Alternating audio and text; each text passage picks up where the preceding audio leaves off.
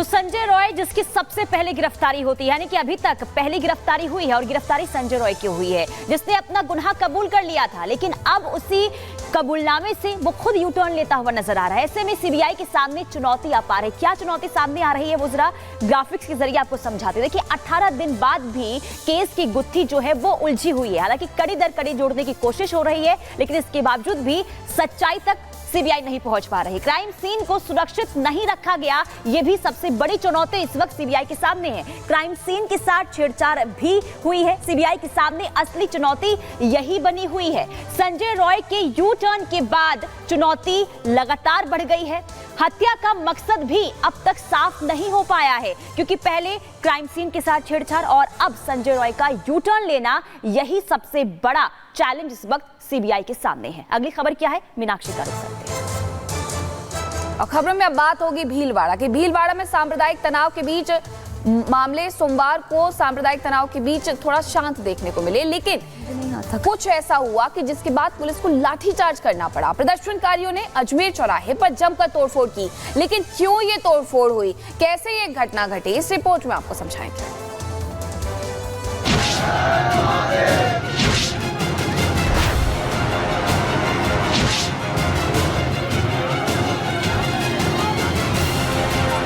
ये भीड़, हंगामा और प्रदर्शन की तस्वीरें हैं राजस्थान के भीलवाड़ा की, जहां की शांति को किसी की नजर लग गई है। लेकिन ये विवाद क्यों हुआ, उससे पहले ये तस्वीरें देखिए, जहां पर आक्रोशित लोग कैसे लगातार हंगामा कर रहे हैं क्योंकि लोग आहत हैं।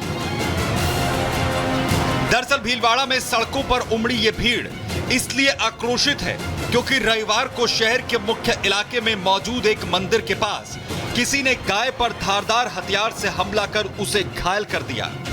गाय की पूंछ काट दी।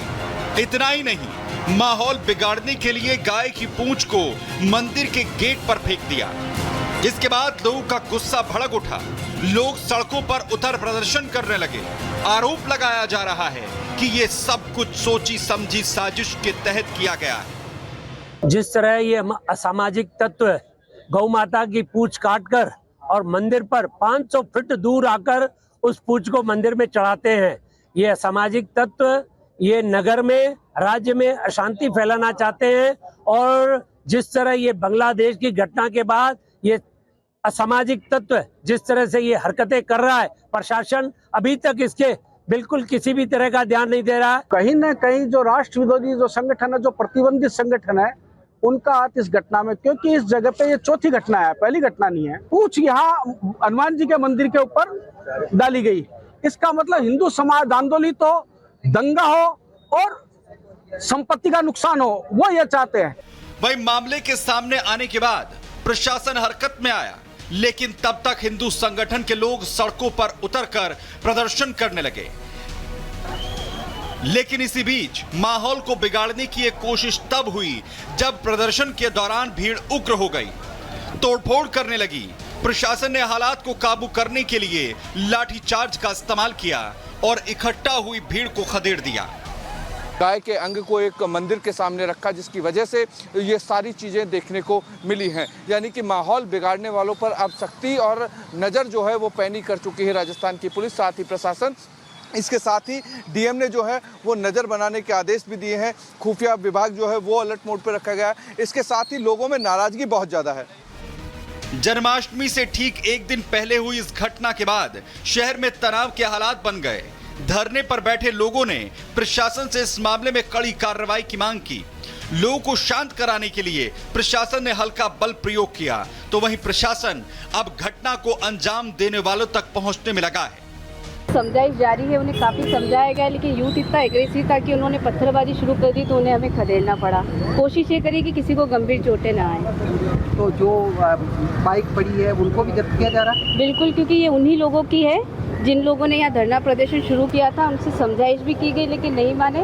और अगर किसी जेन्युइन पर्सन की हुई तो उसे छोड़ दिया जाएगा, लेकिन एक बार तो इन्हें जब्त किया जाएगा। तो शांत शहर में अशांति फैलाने की कोशिश की जा रही थी? ऐसा लग रहा है पिछले 2-3 दिनों से जैसा घटनाक्रम चल रहा है कि शांति बिगाड़ने का प्रयास किया जा रहा है, लेकिन ऐसा होने नहीं दिया जाएगा। लेकिन पिछले कुछ दिनों में जिस तरह से राजस्थान में अशांति फैलाने की कोशिश की गई है, फिलहाल भीलवाड़ा शहर में शांति है। प्रशासन लोगों से अफवाहों पर ध्यान नहीं देने की अपील कर रहा है, लेकिन तनाव का असर शहर में साफ दिख रहा है। जगह जगह पुलिस गश्त कर रही है और प्रशासन सतर्क है। Bureau report, Republic Bharat. और इस सब के बाद सवाल एक ही खड़ा होता है कि आखिरकार भीलवाड़ा की अमन का, शांति का दुश्मन कौन है। अब आपको बताते हैं कि आखिरकार इस पूरे मामले में अब तक क्या हुआ, भीलवाड़ा में दंगे की साजिश किसने रची, ये सबसे बड़ा सवाल खड़ा हो जाता है, क्योंकि हिंदू मंदिर पर गौवंश का अंग रखा गया था। और ये सवाल भी है कि आखिरकार ये अंग रखा किसने, हिंदुओं को आखिर कौन भड़काना चाहता है। पिछले कई दिनों से देखने को मिल रहा है कि राजस्थान को अस्थिर करने की कोशिश की जा रही है। क्या राजस्थान में बड़ी साजिश रची जा रही है? भीलवाड़ा में दंगे से आखिरकार फायदा किसे है, ये भी इसके साथ सवाल उठता है कि आरोपियों की गिरफ्तारी अब तक क्यों नहीं हुई है, क्योंकि लगातार साधु संत इसे लेकर के प्रदर्शन कर रहे थे और मांग कर रहे थे, अल्टीमेटम भी दिया गया था कि गिरफ्तारी जल्द से जल्द हो। इस मामले में पुलिस क्या इसे संभाल पाएगी, ये भी बड़ा सवाल है, क्योंकि साधु संत है जो कि प्रदर्शन पर बैठे हुए हैं और मांग कर रहे हैं कि जल्द से जल्द गिरफ्तारी की जाए आरोपियों की। खबरों में आगे बढ़ेंगे और अब वक्फ बोर्ड की मनमानी की खबर आपको बताते हैं। पटना से खबर सामने आई है और हैरान कर देने वाली खबर है, क्योंकि पटना से सटे एक गांव जहां पर हिंदू बहुल्य जो लोग हैं वो वहां पर रहते हैं और पूरा इलाका हिंदू बहुल्य है, लेकिन इसके बावजूद भी सुन्नी वक्फ बोर्ड की तरफ से उस गांव को न सिर्फ कब्रिस्तान की जमीन घोषित कर दिया गया है, बल्कि नोटिस थमा दिया गया है गाँव वालों को और ये कह दिया गया है कि आप 30 दिन के भीतर गाँव और घर को खाली कर दें।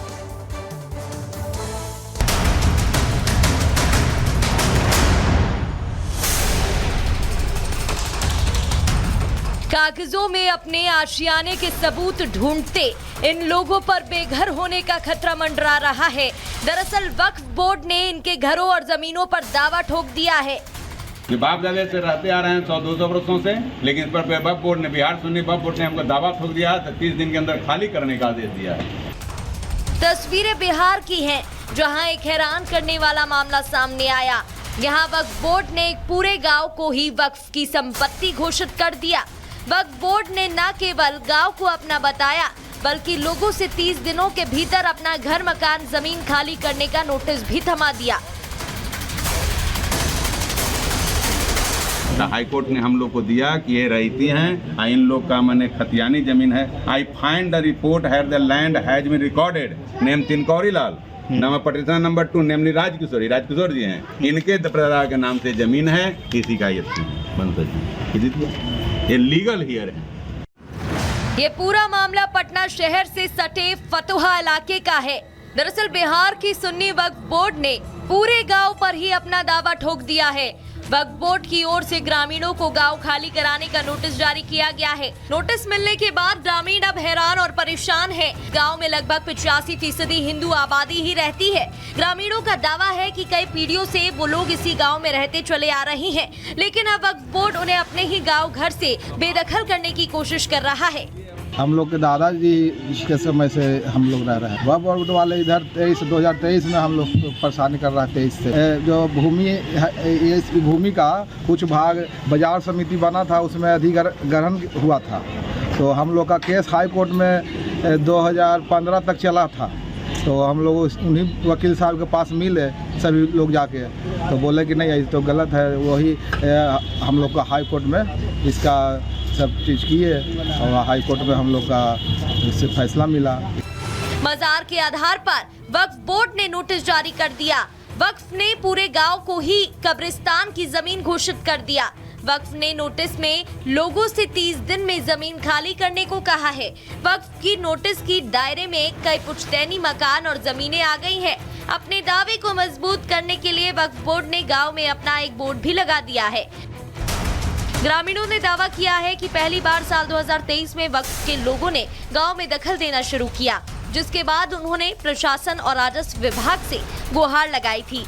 स्थानीय प्रशासन ने उनके कागजों और सबूतों को ही सही माना था, लेकिन अब वक्फ बोर्ड ने नई नोटिस जारी कर उन्हें अपने ही घरों से बेदखल करने का फरमान जारी कर दिया है। घर खाली करने के नोटिस के बाद ग्रामीणों में खौफ का माहौल है। ग्रामीण जहां परेशान हैं, तो वहीं वक्फ के अधिकारों को लेकर एक बार फिर नई बहस छिड़ गई है। Bureau report, Republic Bharat.